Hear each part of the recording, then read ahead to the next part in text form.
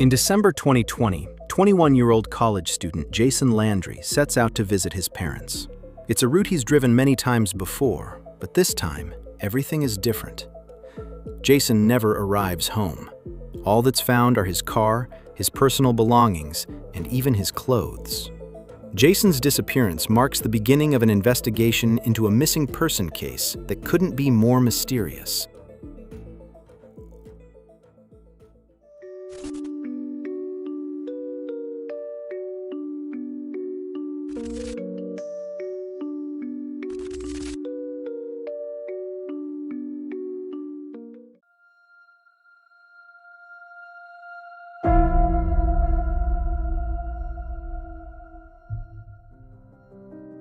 Jason Landry was born on July 29, 1999, as the youngest child of Kent and Lisa Landry. He has two siblings and grew up in Missouri City, a suburb of Houston, Texas. His father, Kent, is a lawyer and pastor. His mother, Lisa, works at the local library. His parents describe Jason as open, humorous, and warm-hearted. He is the family joker who easily strikes up conversations with others and often stands out because of his outgoing nature. Jason developed an interest in music at an early age. In high school, he played the bass trombone in the jazz band, among other instruments. Later, he considered pursuing a career in this field. He was particularly interested in sound engineering and was subsequently accepted into a relevant program at Texas State University. Besides music, Jason loves cars, animals, and socks with quirky designs. For his birthday, he specifically asks for socks with monkeys on them. After high school, Jason goes to college. During his college years, his appearance also changes. He used to dress rather stylishly, but now he's letting his hair grow long and wears tie-dye hoodies and loose-fitting shirts. For a while, he seems very unfocused and disorganized to those around him. But then he gets back on track, his grades improve, and he devotes more time to sound engineering, at least until the COVID-19 pandemic. From then on, Jason is isolated like everyone else. He can no longer see his friends and is forced to spend most of his time in his small apartment. He finds this very difficult. His father later says that isolating Jason, given his extroverted personality, was the worst thing anyone could have done to him. During this time, Jason uses a lot of marijuana and lets himself go for a while. At the same time, he became increasingly preoccupied with spiritual and mystical topics. He was interested in psychedelic experiences and spiritual enlightenment. In messages to friends, he wrote about how he had found God and truly seen him for the first time. His longtime friend Jack Frank noticed that conversations with Jason were becoming more difficult during this time. They no longer really made sense. According to Jack, Jason mostly talked about aliens, Jesus, or Elon Musk, and apparently tried to connect all these topics. Between December 8th and 13th, 2020, he searched the internet for how long one can survive in the woods without food, for different strains of marijuana, and for psychedelics. In December 2020, Jason also completed his first semester at Texas State University. His final exams are behind him.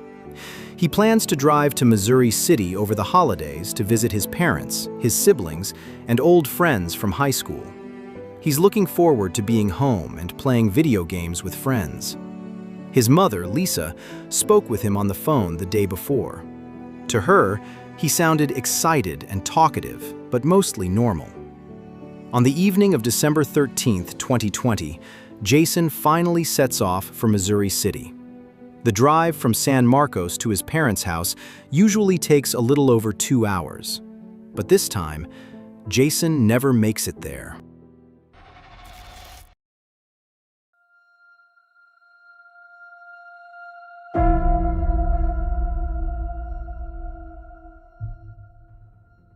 That evening, Jason talks on FaceTime with a friend for about 45 minutes. He seems slightly high to his friend, but in a good mood and talkative. During the call, Jason rolls several joints. Afterward, he packs up his things. He takes his PlayStation controllers, his laptop, his backpack, and his betta fish, Sparky, whom he carries in a plastic cup, with him.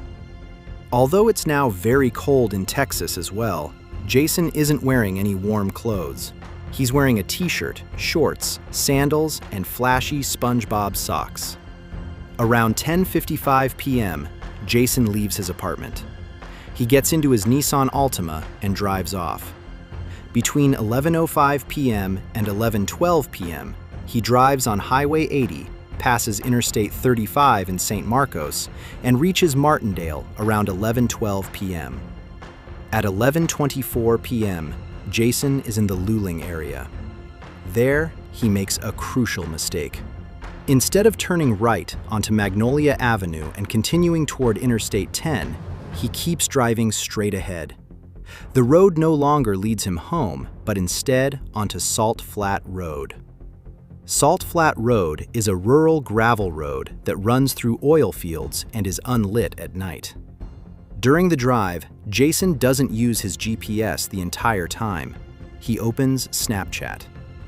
At 11:28 p.m., he sends his ex-girlfriend a selfie from the car in which he appears relaxed.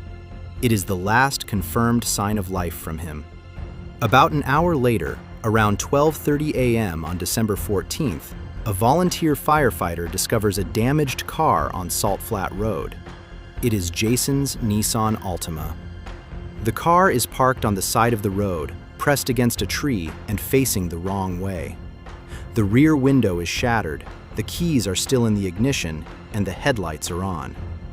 There is no sign of Jason himself. The firefighter calls 911. He reports that he found shoes and clothing on the road, but cannot see the driver anywhere, even though he has already driven the entire length of the road. Around 1:15 a.m., traffic officer Christopher Flores arrives at the scene of the accident. He assumes that the driver may have climbed out through the shattered rear window and run away. About 275 meters from the car, Jason's black backpack lies on the side of the road. All of his valuables are still inside. Nearby is also the plastic cup containing his betta fish, Sparky, who is, sadly, already dead. A little further down the road, Jason's clothes are lying on the ground.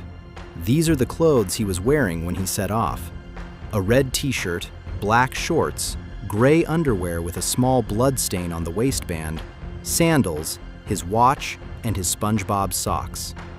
To the investigator, none of this makes sense. Jason's car is damaged, but there's no evidence of a collision with another vehicle. It's quickly assumed that Jason veered off the road without any outside influence and crashed the rear passenger side into a tree. Jason himself remains missing. Around 2 a.m., Kent Landry receives a call from an officer. Kent is listed as the registered owner of the vehicle. The officer tells him about the accident, the abandoned car, and the fact that Jason cannot be found. He also mentions that drugs were found in the backpack. The officer speculates that Jason may have been under the influence of drugs and that this could be why he took off his clothes. Jason's father immediately sets off for Luling. He drives several hours to the accident scene, hoping to find Jason quickly, which is why he has packed warm clothes and blankets. Around 5:30 a.m., Kent first arrives at the impound lot where Jason's car has been taken. As he takes a closer look at Jason's car, he finds Jason's cell phone between the driver's seat and the center console. The area is not cordoned off, and there are still items lying on the road. Kent begins filming the accident scene himself.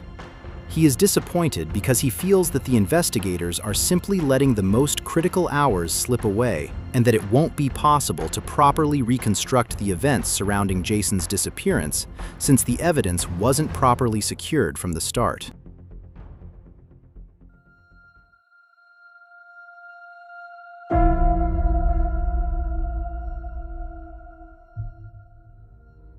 Captain Jeff Ferrier, the lead investigator, later admits that not everything went smoothly during the first few hours. No inventory was taken, and the vehicle was not properly secured. Jason is officially reported missing that morning. His roommate is contacted first. He hasn't heard from Jason. During an initial search of Jason's apartment, the officers also find no clues as to where Jason might be. An abandoned building near the accident scene is searched, but also without success. On December 18, 2020, the Coltrane County Sheriff's Office officially takes over the case. Numerous agencies and organizations are involved in the investigation, including the FBI.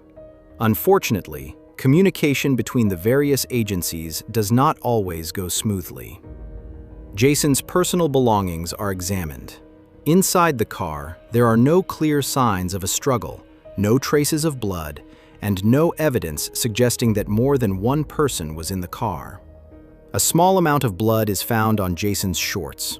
It is speculated that he may have injured himself in the accident or on the nearby barbed wire fence. However, the evidence is insufficient to conclude that a violent crime occurred. Why Jason drove to Luling remains unclear. He doesn't know anyone there and has never been there before. It is ultimately suspected that Jason missed the exit because his cell phone fell between the seat and the center console, preventing him from using his GPS.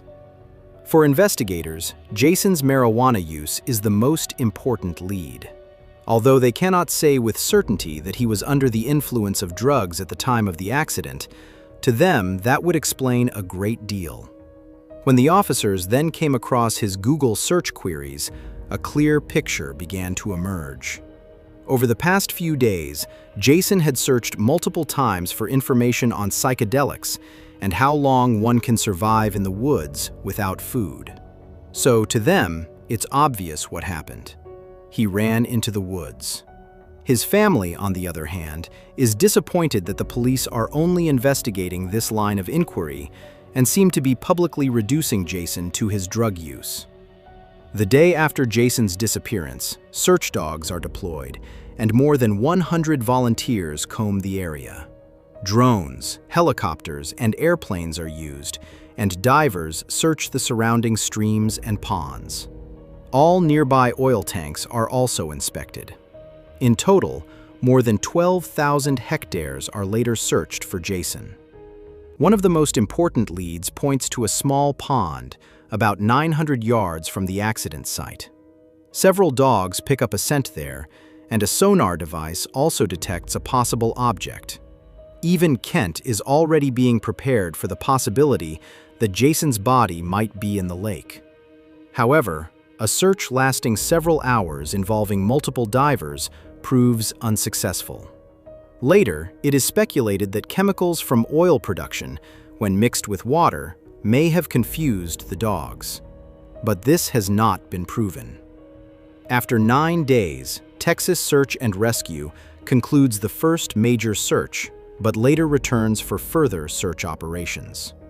Numerous volunteers also arrive, some of whom have even traveled from other states to help in the search for Jason. But he is not found.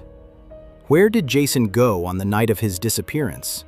Is he still alive, or has he long since died?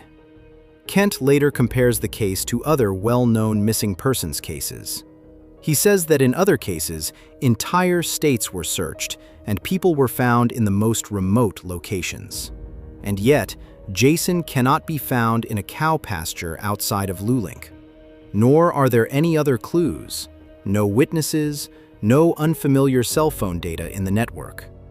In December 2023, the police state that the Cold Case Unit has invested hundreds of hours in the case and followed up on all credible leads, but that they have found no answer as to Jason's whereabouts.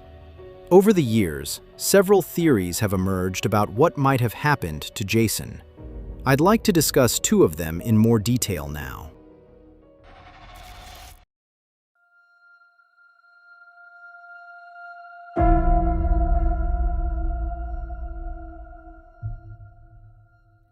The accident that led to Jason's disappearance is believed to have been a single vehicle accident.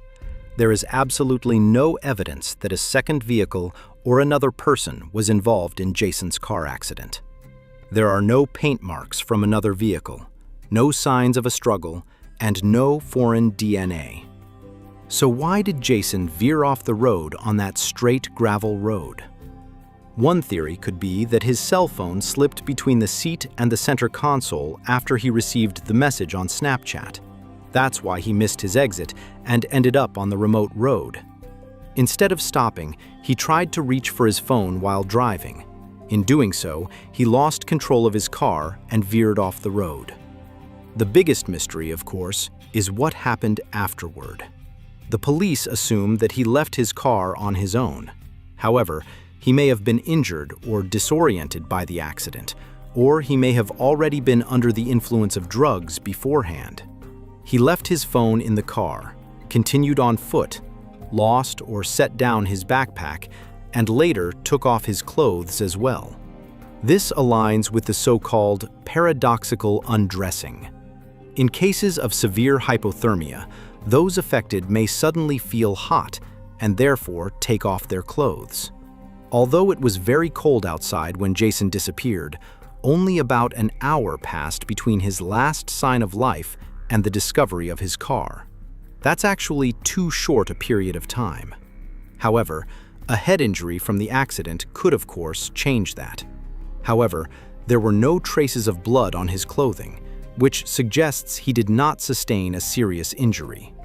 The police later released a report stating that Jason died of hypothermia shortly after the accident, and that they could not rule out a mental breakdown caused by drug use. The main question that remains with this theory, however, is why Jason didn't try to get help, and why, despite extensive search efforts, he has never been found to this day. Some people believe that Jason's body was torn apart by animals and scattered over a large area. There are many wild boars, coyotes, and vultures in the area, and small bone fragments would have been very difficult to find in such rugged terrain. For this theory to make sense, however, Jason's body would have had to have been scattered very early on, since the search for him began relatively quickly. In addition, some investigators say that the search dogs should still have picked up a scent in this case. That's why there's another theory as well.